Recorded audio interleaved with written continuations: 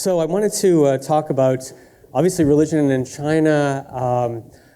It's something that I've been interested in for a long time, since going to China for the first time in the 1980s. And it seemed at first maybe like a sort of personal interest slash hobby slash sort of irrelevant thing that people often follow in China, because it didn't seem like China had too much religion when I went there for the first time. Wait, I'll forward this the proper way. There's the talk. There's a clever photo I took showing a statue facing Tiananmen Square. But that's actually right outside a temple, and they were just getting delivery of these big stone statues. They sort of had one after the other, and then there's also construction work behind this, and this is sort of a wall in front of the construction site, and there's what they call the 8 socialist core values that are written up there, and so it looks like he's praying, but he's not really. He's just, photography lies, as we probably all know by now. Anyway, so when I went to China for the first time, I thought I'd start out with some humorous photos, such as me. I see, it worked.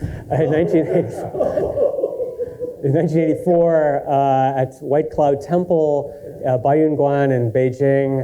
I look like I don't know what I'm doing, but the interesting thing to notice here is how empty it is. Well, it could be just that there was nothing going on at the time, but actually the temples really were kind of empty. That was when I got there, I thought, oh, well, this is typical China. Had just gone through the Cultural Revolution, 30 years of communism, and China was an atheist communist state. The religion had been pretty much destroyed. And this is what I thought, right? And just to show how completely clueless I am, I showed here's my student ID. It's more, before we get to the serious part of the talk. So anyways, I just got off the plane when I had that photo taken. I looked like I'm sort of a kidnapped victim, sort of ISIS. Anyway, so this was the image I had in my mind, these kind of pictures from the Cultural Revolution, statues being burned, temples destroyed, etc. And I thought, well, that's why there weren't very many temples in Beijing. There's a really great book on temple life in Beijing called Temple Life in Peking by Susan Nikan, and it lists inside the city walls of Beijing. So today, the Second Ring Road in Beijing, there's like 990 temples in a survey in at the end of the 19th century. Now, when I went back to China in 1984, there were about 3 temples that were open in that area. And now if you go back, there are more, but you can see the amount of destruction that did take place. Now, my mistake in all of this was to think that this all happened after 1949. And so I'm going to, just behind me, these are just pictures of contemporary religious life. You can see how crowded this temple is, for example, the kind of things that I hadn't seen in the early, mid-1980s. You can see the worshiper is quite prosperous with a Gucci bag. I'm not sure, Gucci? Yeah, okay. Check our brand recognition, and probably a real Gucci bag. 20 years ago when I was in China, everybody was buying fake stuff, and now everybody wants real stuff and pay the real price and go to Italy or wherever and buy, or France, right? That's how clueless I am. And buy the real thing, and how crowded it is. These are things that you didn't see in the 1980s. So and there'll just be a few. I think this is supposed to sort of scroll behind me, just these pictures, while I go through a little bit of historic background. But my mistake was to think that all of this had started in 1949, whereas in reality, religion had come under attack in China starting in the mid to late 19th century, and this was a pretty much sort of a top-down enterprise. Driven by elites in China who felt that their country was losing ground to the West. There was something wrong with Chinese culture, and especially with Chinese religion. You may say, why Chinese religion? Why didn't China just say, oh, it's our military hardware we need to upgrade, or our economic structure we have to change? But at that time, religion and politics were inexorably or inextricably intertwined. Just as in many societies, religion was part of the political structure. Of course, the emperor was the son of heaven.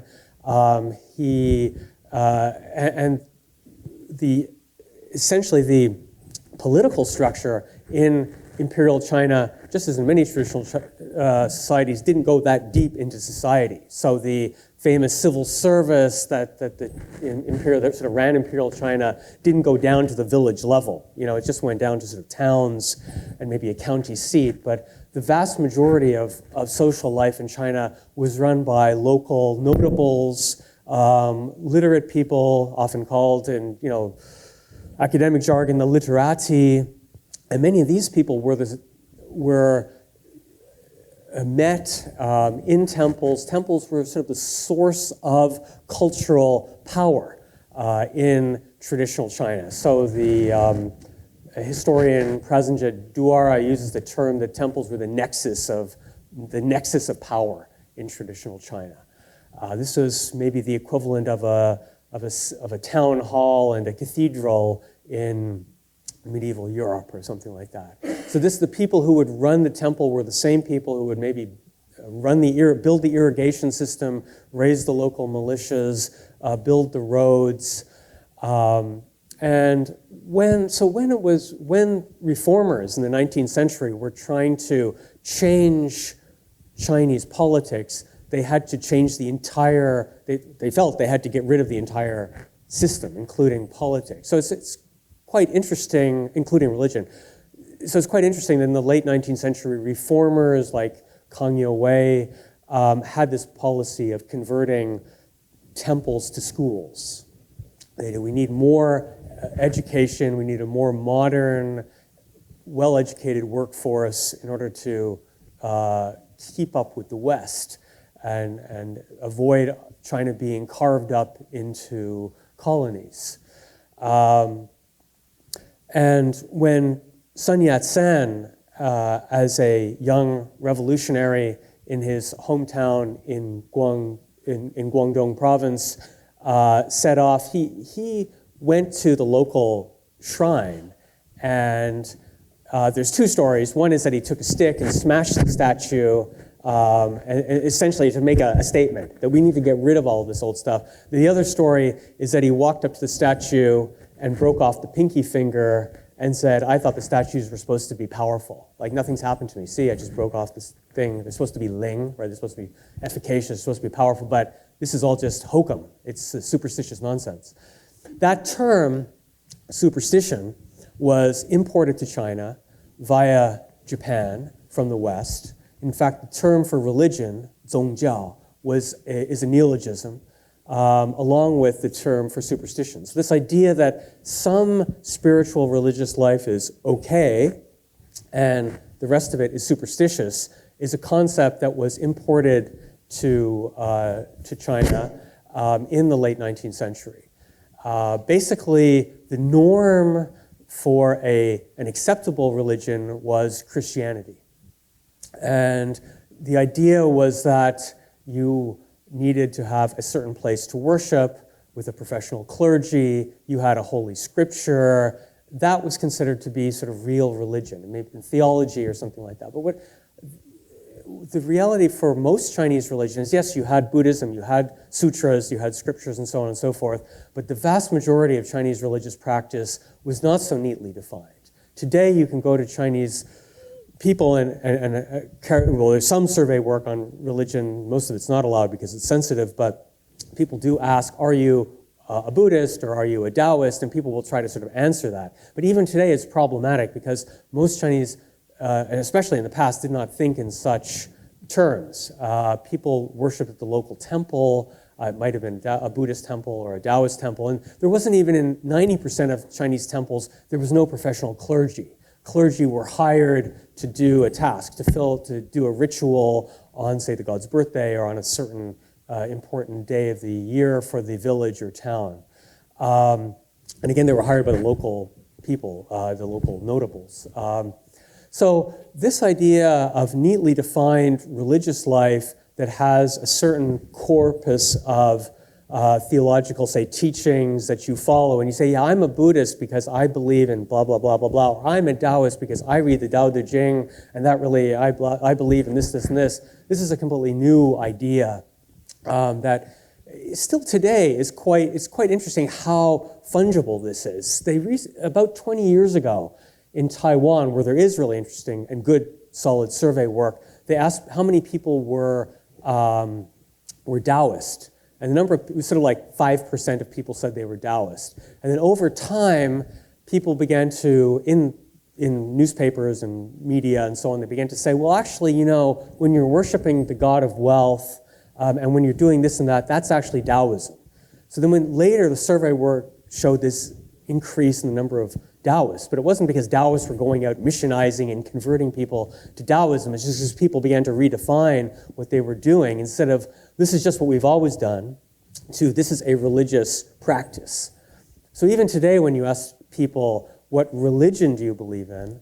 And you use that word, 宗教, most people are kind of, well, they don't really know what to make of the question. And so a lot of people will say, well, I'm not religious. But if you ask people what they do you go to a temple regularly? Do you believe in this? Do you believe that a Fo, like a Buddha, has affected your life in the past 12 months? Then you get much higher response rates. So when you actually ask people what they do rather than how they define something using this kind of still foreign terminology, you get different response rates. So this sort of complicated system that did not fit neatly into Western style, or say Abrahamic style religion, resulted in most Chinese religious life in the 20th century being defined as superstitious, mixin. So this would include worshiping local gods, local sects, fortune-telling, ancestor worship, all of these typical practices that you see in Chinese temples being defined as superstition. And again, it predates 1949. So the nationalists had passed a law in the 1920s to define which temples should be destroyed and which temples should be protected. And the consensus was that most temples should probably be destroyed because most were just superstitious, and that a few could carry on. So the ones that we kind of think of as classic Buddhist pilgrimage sites, holy mountains, the big famous ones, or the big famous Taoist mountains, and big clear temples that had maybe monks or nuns living there, those were preserved, but the vast majority of temples were attacked. So again, we're sort of dealing in guesstimates, but I think to give an idea of the scale of this sort of auto-cultural genocide that went on, a couple of people have done survey work estimating that there were maybe a roughly, this is again super guesswork, 1 million temples at the end of the 19th century in China, and that by the mid-20th century, 50% of them had been destroyed. And that's, again, if you think of Beijing, it's much higher. And many, many villages I've been to had many temples in these villages, maybe 3, 4, 5, 6 temples, and many villages have no temples left. So there was a huge eradication of traditional religious life. When the communists took power in 1949, they just carried out this kind of modernizing impulse, but perhaps just more effectively because they were a more, I don't want to say monolithic, but a strong Leninist one-party state that could carry out this, whereas, say, the nationalists were only effectively in power in China for 10 years before invasion and so on and so forth. So this culminates as, so the communists then defined 5 accepted religions in China. This parallels the 5 accepted religions that the nationalists had also defined, which are Buddhism, Taoism, Islam, and then for administrative purposes in China, Protestantism and Catholicism are defined as separate religions. So Chinese will say, 5 个宗教, like 5 religions, but it's actually maybe 4, depending on your point of view, I guess. But and many people say, what about Confucianism? Is Confucianism not a religion? This is something that drives China scholars to vivid debate about this. Was Confucianism a religion or not? But some people in the early 20th century, like the famous reformer Kang Youwei, thought that all countries need a national religion. And just like Japan really essentially invented Shintoism in the 19th century to be a national religion, China needed a national religion, and he proposed Confucianism. But Confucianism was too tightly bound up with the old imperial system, so it was not defined as a religion, and then became essentially the butt of much criticism in the 20th century, culminating in the Mao era, where Confucius was pilloried in the Cultural Revolution, and so on. So China ended up with these 5 religions, and then in theory, of course, all religions are supposed to be under control of the party. We'll get to that, more about that in a little while. So this is what happened then in the Mao era, ending with Mao's death in 76, and then the Reform era that begins in 1978. At that time, the party realized that it had to sort of make partial amends for what had happened in the first 30 years. And anybody who's done any work in Chinese religion knows one of the most interesting documents is document 19 that was issued in 1982 or 81, I think it was 82. 82, yeah. And this, yeah. So in the early 80s, document 19 describes religious life as something that will inevitably disappear as we progress from socialism to communism. But we made a mistake in the earlier phase by being violent against it, by closing all these temples and destroying things in the Mao era. Now we'll just let it die off naturally. So all the religions were allowed to reopen, seminaries were allowed to reopen, etc., with the idea that this would just be something like a sop for Granny Wang, who would go there, and then when she dies off, then eventually all these places will close down, and the new, enlightened, modern Chinese man and woman would, of course, have no use for this mumbo-jumbo, and it would just become, museums. In fact, of course, the opposite happened, and religious life took off in the 80s, 90s, and 2000s. I think we're used to thinking of religion in China primarily as a persecution story, especially over the past decades. There's sort of a cottage industry of groups that tell all about all of the churches that are being closed and this happening and that happening. Up until recently, all of these individual examples are by and large true, but up until recently, the story was, for all of these religions, growth. That there were more temples opening, more churches opening, more people believing and attending services of all kinds. So although there was persecution, I would still say the 80s, 90s, 2000s was a period of relative laissez-faire toward religion. Skepticism, occasional crackdown, sometimes very brutal, especially if you think of the crackdown on Falun Gong in the late 1990s, which I would also define as a new religion.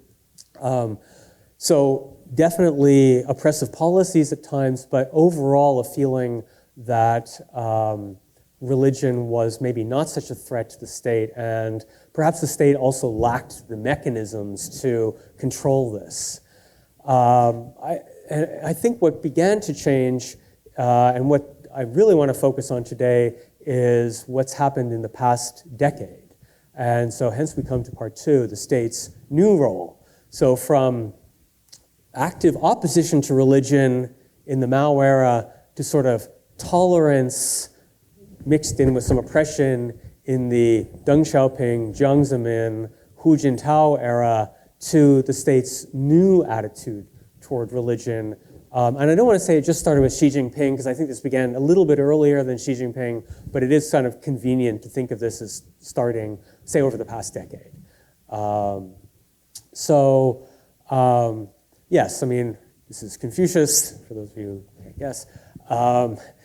And Confucianism is not back as a national religion, but these kind of quasi-religious cultural practices are now being more embraced by the state. The reason, I think, is because of this guy.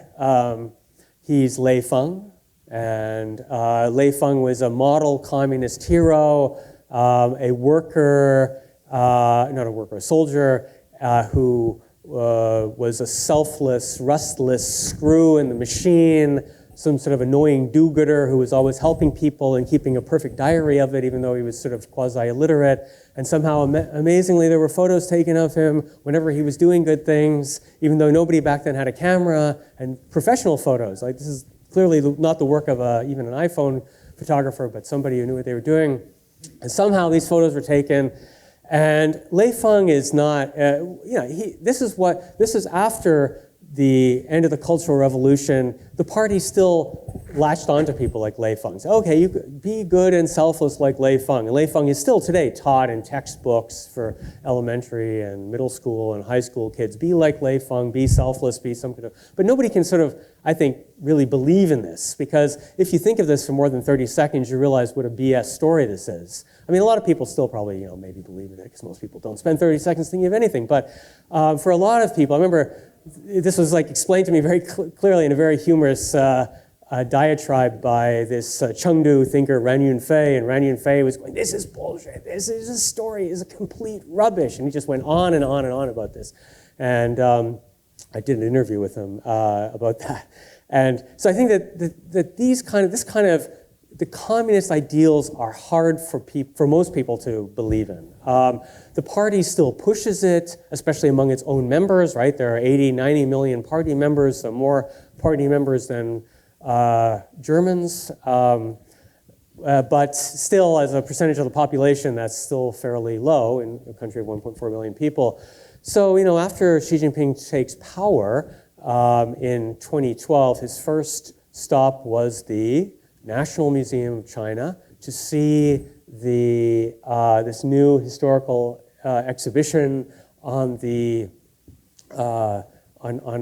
rebirth of China under communist rule. And he declares that, this is when he gives the first famous China Dream speech, that China pushes this idea of a China Dream. He's brought the whole Politburo with him and says that people need to have faith, which of course you may think only means faith in communism, but I think what began to happen is they began to define this a little more broadly than just Lei Feng, but to include other cultural practices that in the past had been taboo. So there you see, actually, our good old friend Lei Feng. He's still there. He's wearing one of these, winter hats that you wear when you're in the northeast of China where it gets really cold, like in Canada or in South Bend. And so he's still there, and there's like these Lei Feng, do-gooders in the local community, and this is some sort of a billboard that nobody pays any attention to. So the party still pushes Lei Feng because they can't give it up. Otherwise, I think one way to think of this is that Xi Jinping's China is a bit like Vladimir Putin's Russia. But whereas Vladimir Putin is completely, I would say, in a much more desperate situation. So here's an ex-KGB man who then found God and is now a sort of a patron of the Orthodox Church. Xi Jinping doesn't have to go that far because they still have a vibrant, strong economy, and so they still push some of these traditional communist ideas. So Xi Jinping doesn't go and worship in temples, but he is widely seen as a patron of some traditional religions. Here he is 6 months after taking power in Chufu, the birthplace of Confucius, picking up books of Confucius and saying, I can learn a lot from this guy. This is a local party secretary. It looks like he's about to have a heart attack because Xi Jinping's standing next to him, and I think he was probably arrested in the anti-corruption campaign. And anyway, so, this is the sort of Xi Jinping makes a lot of great speeches about Confucius. He meets a lot of religious leaders, especially Buddhist religious leaders. This is Xingyun, who is a Taiwanese KMT Kuomintang member who has been to the mainland many times. Xi Jinping, prior to meeting him, went to Paris to UNESCO and said that even though Buddhism is a foreign religion, started in India, of all places, but over the past 2,000 years, it's slowly fit into Chinese civilization and is now, part of our Chinese culture. So he's met Xingyun, I think 3 or 4 times every year. He met him every year until Xingyun had a heart attack, probably because he met Xi Jinping too often. But just like the party secretary in Shufu. But no, I think Xingyun is like 100 years old, so it's not that surprising.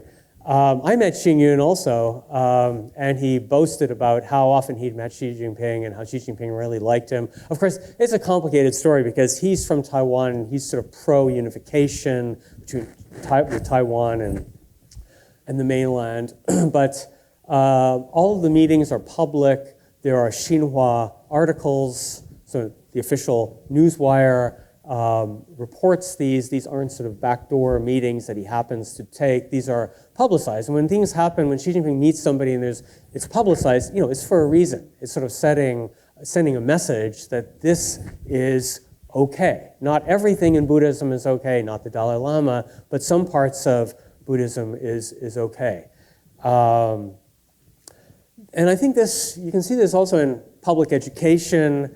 I don't mean community colleges, but propaganda, actually. The party still pushes messages like Lei Feng, I was saying, or this is a propaganda poster against cults in China, so especially thinking of Falun Gong and groups like that. I like this guy as like some sort of Harry Potter kid who's going to close his ears off to cults. So there's still those kind of messages, and this is like another anti-cult message. I think it's sort of a quasi-anti-Falun Gong thing because this guy sitting on top of a bunch of skulls. It's very refined, subtle messages. But anyway, I don't know how much attention people really pay to that. But much more, I think, gets a lot more traction are sort of messages like this about supporting cultural self-confidence. And you could say cultural self-confidence just means I have pride in Tang Dynasty poetry or in Song Dynasty landscape paintings. That's part of it, but part of it is also traditional religious, spiritual ideas. This guy I got to know quite well. He's a propagandist with the government he was quite a convinced Maoist up until about 10 years ago. He comes from Hunan, the same province as Mao. He wrote an opera about Mao. He edited a journal that Mao edited. And then just around the same time, about a year before Xi Jinping took power, I think he saw which way the wind was blowing, and then he began to promote traditional Chinese culture and just sort of like drop Mao. So Mao, not we're against Mao or we haven't ignored Mao, but his work now is on traditional Chinese culture. I actually met him there. It looks like we're sort of in a mugshot line up there. But after Xi announces the China Dream thing, they come up with this new campaign, and he and a couple of friends in the propaganda apparatus. It's not like, when I say propaganda apparatus, there's sort of a ministry of propaganda. This guy's kind of a freelancer who does things.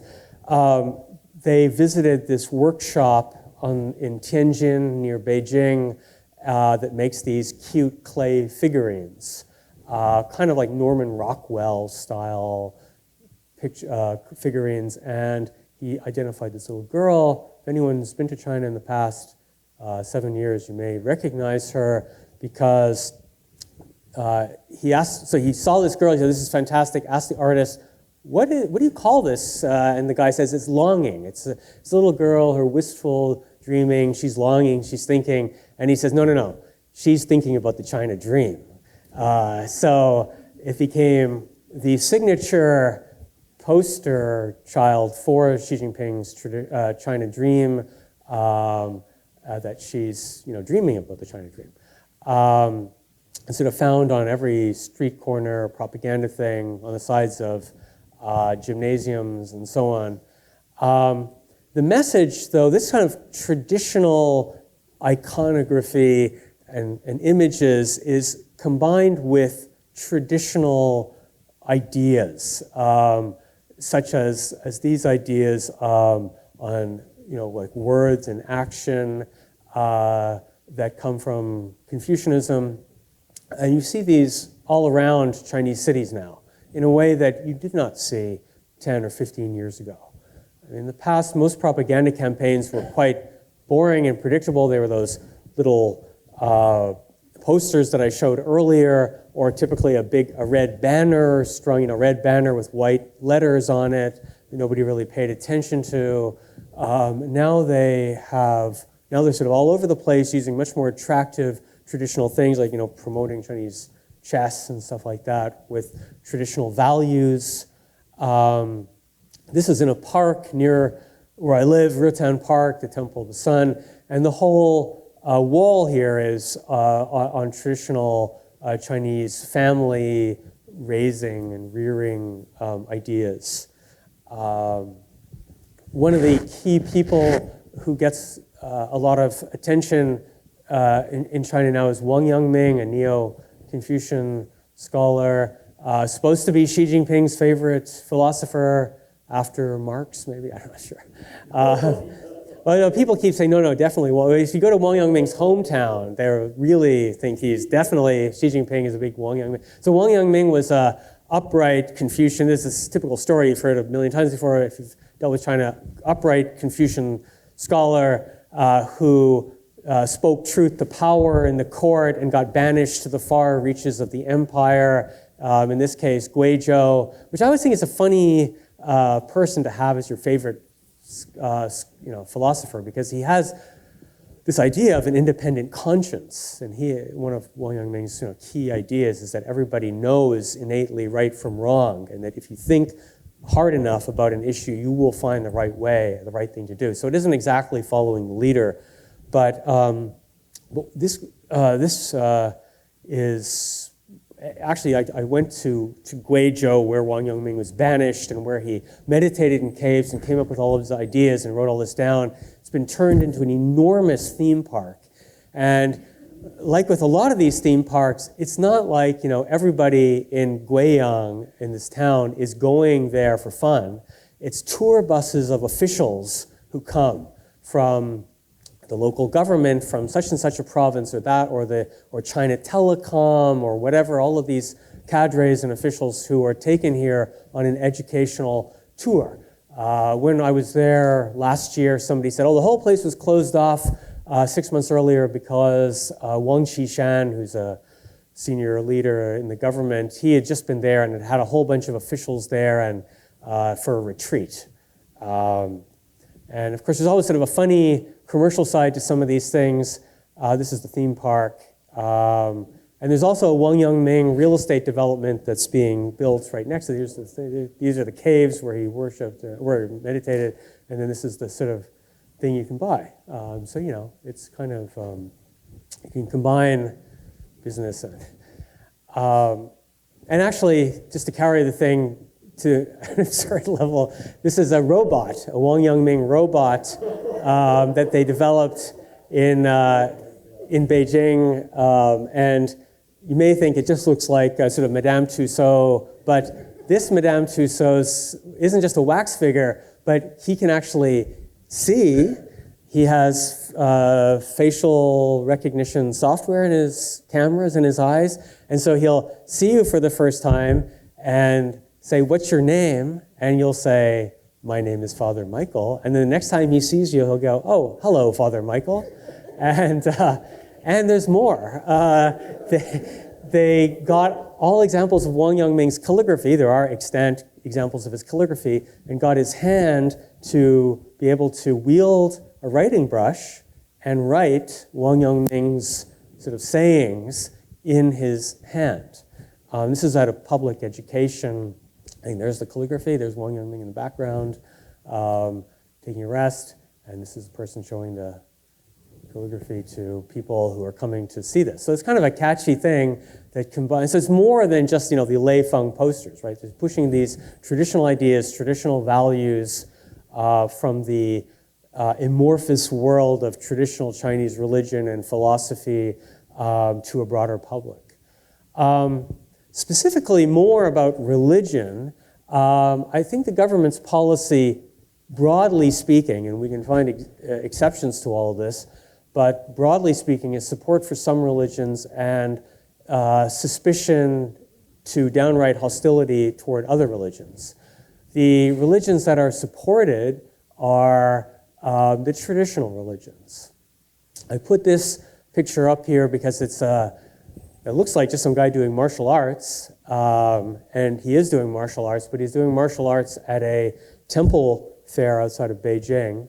And this is a temple, a traditional place of worship that was completely destroyed in the Cultural Revolution, down to the foundation stones, rebuilt, and now has government support under a program that's called Intangible Cultural Heritage.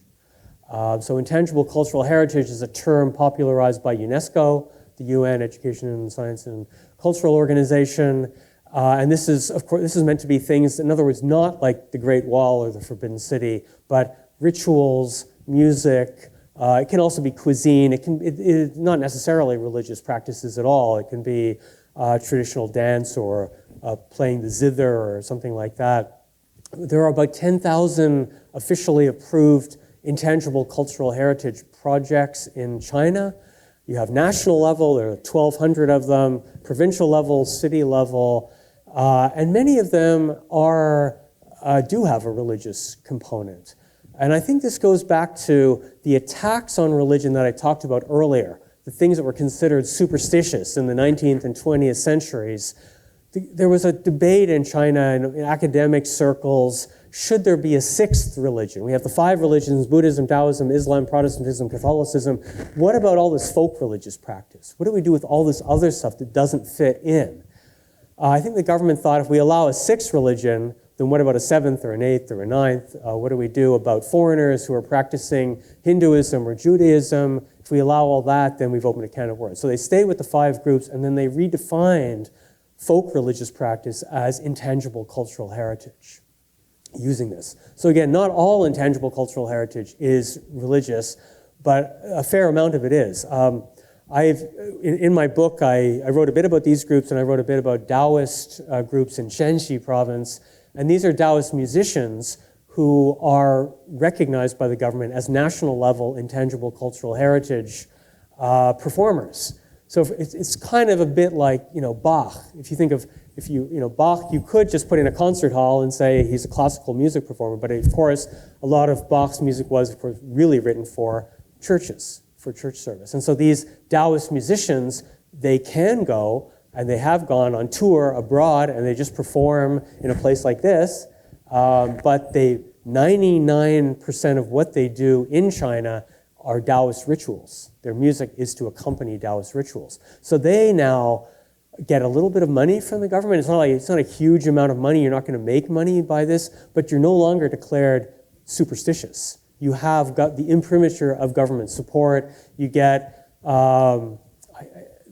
back then they were getting 10,000 yuan a year, which is roughly, $1,500, I guess. Which isn't a huge amount of money. There are 6 people in the group, and over the course of a year, you can't live off that. But it allows them to buy new clothing and equipment and do things like that. And again, it's really that support, that government support, that matters. It gives them prestige. They're no longer looked down upon. And there's this race in China now to identify more and more intangible cultural heritage projects.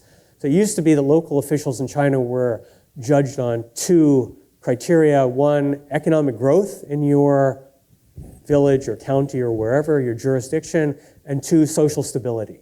Economic growth and social stability, that's sort of all you needed to do as an official to get ahead in the party. Now you have to also do things like promote traditional culture. So these traditional cultural groups get active support. Government officials go to them and say, maybe they identify some people in the community and they say, well, old Mr. So-and-so still knows how to do this and that. And so the officials will suddenly go to them and say, well, have you been teaching this to other people? Well, we'll help you. We'll set you up. We'll send you to schools and teach that and help you organize, maybe give you a place to meet and that sort of thing. So this pilgrimage is similar. The whole temple area gets government support. The entire pilgrimage gets government support as national level intangible cultural heritage. And for those who can read Chinese in the back, this is the Beijing City, Haidian District. This village, Liulangzhuang, they are a district level intangible cultural heritage project. So it looks like they're just performing, martial arts, but they're performing for the gods, right? They are ritual performers. But the government can say it's just martial arts we're supporting, right? But the practical impact on the ground level is that these religious practices get government support now. This is the same pilgrimage, and you have people doing stuff. It's the same thing. Oh, there's me performing, fighting a Taoist. Be careful. He's kind of. So this is part of my research into a new book I'm writing on projects where I'm trying to fight Taoists. No, I'm trying to research these groups, and the best thing is participatory, or it's one method at least. I have a video on YouTube. Yes. Yeah. He made me look good because he's really good. It's always good. It's like dancing. If you're a bad dancer but you're with a good dancer, they can make you look really good. It's the same thing. But this is, it's not just, so it's not, this is clearly there is a religious aspect. People are going and burning incense, worshiping the gods afterwards. You see a huge amount of temple construction. This is at Maoshan outside of Nanjing. This kind of work is only possible with government support. The government has to approve, essentially rezone the area so you can build it. They often provide credits and know-how. I've been going to these temples on Maoshan for a long time, especially in one nunnery, and they were building up the side of the mountain, and the people from the local consultative conference, the local people's consultative conference, the Zhengxie, came by and said, have you done any geological survey work of these mountains? Is it safe to build up there? Of course, all the people in the nunnery, the nuns, had basically a mid-level, middle school education, sort of like 7th, 8th grade. So they didn't know about that. They hadn't even thought about that. So they say, okay, no problem. We'll arrange with this. So a week later, they brought over some geologists from the local bureau and the university. They did survey work, and they said, you got to be careful if you're going to do this. You have to drive pilings in deeper and so on and so forth. They arranged for them to be hooked up with architects. If they need a bank loan, they can get a bank loan. And because of so this is a top-down thing, but there's a lot of money. The government doesn't really need to financially support a lot of this because people are donating money to these temples. So actually, building the temple is usually not the problem. It's the know-how, it's the government support. This is something but it's only really happening, say, with Buddhism and Taoism. This is a ditty that Xi Jinping is supposed to have said that was posted in a local temple, just to show, how much they really thank Xi Jinping. That Xi Jinping is definitely behind. And then you always get these stories. You ask people, do you think Xi Jinping is a Buddhist? And they'll say, no, but his father was a Buddhist because his father was close to the old Panchen Lama. I don't think his father was a Buddhist, but it's just these stories that they say, no, Xi Jinping isn't a Buddhist, but his wife is a Buddhist. And I heard that about Jiang Zemin. Jiang Zemin's wife is a Buddhist. I think it's a way, even if it's not true, it's a way to sort of make these people feel like, make it feel as if the leaders are part of your community. Because they know Xi Jinping could never be a religious practitioner in today's China because as a Communist Party member, he must be atheist. But by saying, well, his wife is, of course, his wife is in the PLA, so it's unlikely she's a Buddhist. Either way, it doesn't really matter. So then those are the lucky religions, and the unlucky religions, which may be of particular interest, are the foreign faiths. I put that in quotation marks because Islam has had a permanent presence in China for over 1,000 years, and Christianity has had a permanent presence in China for over 400 years. So they're not that new, but they're considered to be religions with, let's say, problematic foreign ties and foreign links. Taoism is China's indigenous religion, doesn't have a lot of foreign links and ties except among the Chinese diaspora, especially in Southeast Asia. Buddhism, there are problematic aspects like Tibetan Buddhism, the Dalai Lama, etc., but by and large it's considered to be a local religion. But Christianity and Islam are considered to be problematic. I just put this picture up here of Jesuit graveyard in Beijing just to emphasize the fact that there is a long history of Christianity in China. And that I also wanted to emphasize that there are real problems going on, but it's just a lot of normal religious life that goes on despite the problems. Not to try to whitewash or sugarcoat it, but I think it's important to remember in a big country like China, and we're talking about religions with millions, tens of millions of members, it's not as if everybody is under pressure. This was at a pilgrimage site, a Catholic pilgrimage site, not too far from Beijing, maybe 6-hour drive. And people still go on pilgrimages. They get their photos taken in front of at the pilgrimage thing. This is coincidentally a Catholic wedding that I attended in the village. It was kind of a neat thing because they have here the picture of Jesus in the middle. These are the parents. This is the couple, and they're going to go and then kowtow to the parents. And so it's kind of a nice mixture of also traditional Chinese practice with religion. And so this is one set of parents, and then the other set of parents switch out, and they do the same thing to the other set. So, this kind of normal daily religious life still goes on despite all of the challenges. But the challenges are real. And this is, I thought, one of the challenges. This is a shrine in Fujian province, and up on this sort of rock, there's this statue, and I sort of walked up there to take a picture because right behind me is a closed-circuit television camera that's taking a picture of the whole grotto scene. So everybody who comes in there and worships is on candid camera.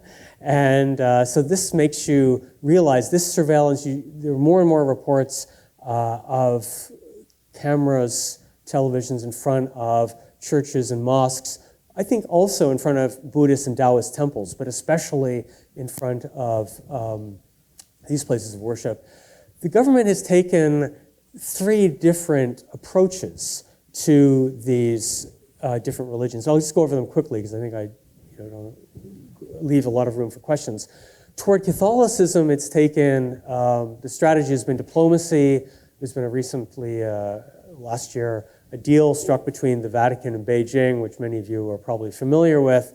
It concerns the appointment of bishops, where both sides have agreed to try to work together so that the bishops will be sort of jointly appointed, or at least they'll have approval.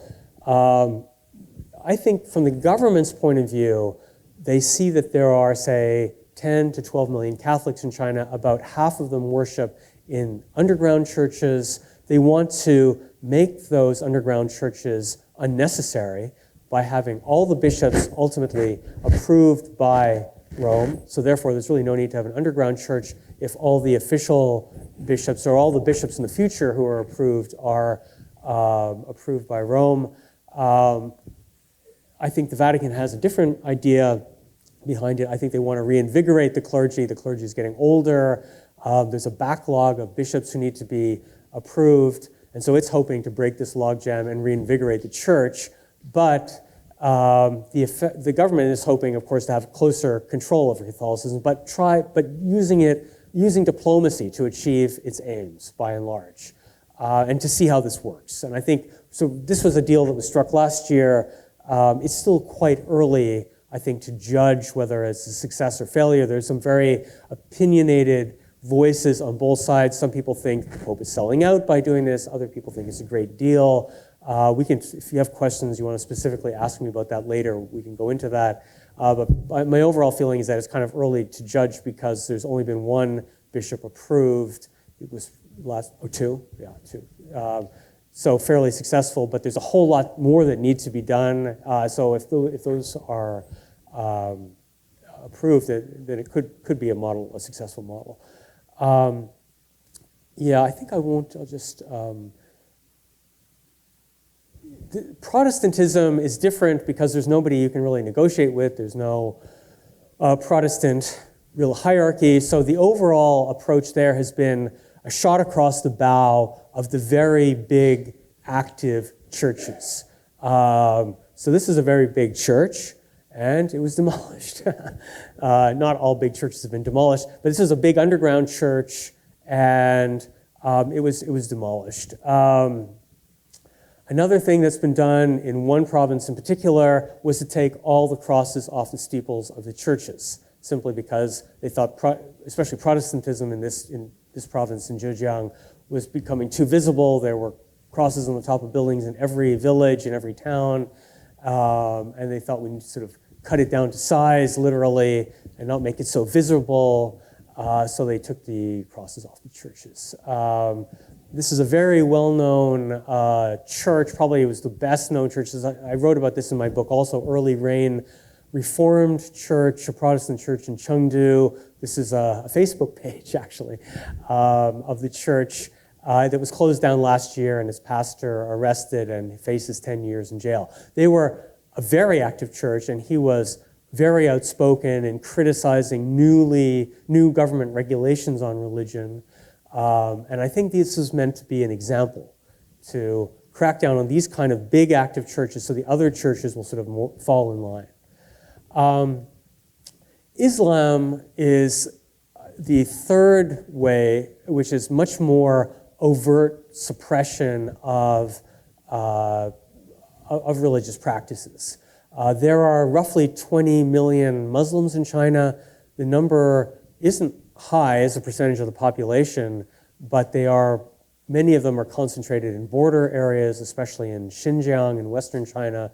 There's one ethnic group, the Uyghurs, a Turkic people, one of the 55 minorities in China that make up 9% of the population. So not a huge number, but strategically located. There's been an independence or separatist movement, also a small terrorist movement, and the government in Xinjiang has reacted by setting up re-education camps. You may have read about this in the newspaper. There have been a lot of media reports about this, with up to 1 million people being put in these re-education camps. It's not really clear what they're being re-educated to do. They say re-educated against extremism, and I think extremism is sometimes defined as simply university students, for example, not being allowed to fast during Ramadan, restaurants being forced to serve alcohol and pork, women wearing the hijab, or the men with beards that are considered too long, or something like that. And I think this kind of forced secularization is ultimately the government's goal in a place like in Xinjiang, and it could be spreading to other Muslim communities also, although I think it's still a bit early to tell for sure. But this, to me, is a very counterproductive policy. I think there are radical elements in Xinjiang. There is a problem there with violence, but I think by using this kind of confrontational method, it just makes the problem worse. I think what ought to happen, from my perspective, in Xinjiang would be a de-escalation strategy, but I think you're just finding the use of stronger and stronger police presence, police tactics. Sort of a failure of imagination. I think this is typical also when the government wants to take a harder line against any independent groups in society. I think it's hard for people in the government to argue against the hard line, because then you're seen as weak. And you don't want to be the weak person in the government. So I think everybody ends up sort of towing the line, and voices inside the government that may not be comfortable with this don't even maybe dare say anything, or they're drowned out by the other people who say, no, we have to take a real hard line on these issues. In conclusion, these are just sort of stock pictures of the re-education camps in Xinjiang. Just to reemphasize what I mentioned, Islam is quite prevalent in border regions of China. This green is Islam, Tibetan Buddhism there. So these issues have geopolitical consequences. Right now, we haven't seen too much solidarity with the Uyghurs in the Muslim world, but that could change and could complicate China's foreign policy. This is a protest in I think it was in Ankara or Istanbul, in support of the Uyghurs. These are kind of rare that you find these protests, but there are some people And it could, I think, complicate China's Belt and Road Initiative and these kind of foreign policy efforts. But what I find more interesting also is that religion, from being a marginalized part of Chinese society, is back in the center. It's back in the center in a good way in people's search for values, search for meaning in life, things that are important issues in our own societies as well, but also in the nitty-gritty political world as well. So this is, yeah. So I think with that, I'll end my talk. If you want to contact me and you have questions, there's my email address there. So please feel free to contact me. So with that, I'll stop and open the floor.